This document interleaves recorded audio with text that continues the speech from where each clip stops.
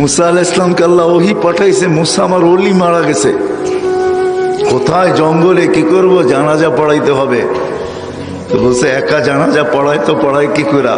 বলছে বনি ইসরাইল নিয়ে চলো, নগদ না দিলে তো ওরা যাবে না। তো বলছে ঘোষণা করো ওলির জানাজা যে পড়বে গুনাহ মাফ। বলছে সত্য? বলে বিলকুল সত্য। ঘোষণা দিয়েছেন, চলছেন জঙ্গলে, যে দেখে বদমাস পুরা মোড়া আছে, যাকে মুসা আলাইহিস সালাম ঘাড় ধাক্কা দিয়ে শহর থেকে বাহির করে দিয়েছেন। বনি ইসরাইল জিজ্ঞাসা করছে বদমাস আবার ওলি হইল কবে? জীবনে খেলা বহুত দেখাইছো, এটা কি শেষ খেলা? 40 বছর ময়দানে ঘুরাইছো আমাদেরকে, মনে নাই কি কি করছো, কি কি করছেন মনে নাই আপনার?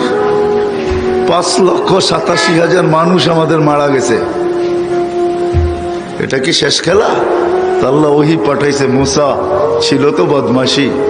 ফালাম্মা কারুবাল মাউত, যখন মৌত সন্নিকটে আসছে, রাআইয়ামিনা ওয়া শিমালা, ডাইনে দেখছে, বামে দেখছে, আমামা ওয়া ওয়ারাআ, সামনে দেখছে, পিছিয়ে দেখছে, করিবাম ওয়া বাঈদা, কাছে দেখছে, দূরে দেখছে, ফালাম ইয়াজিদ আহাদ, কাউকে পায় নাই।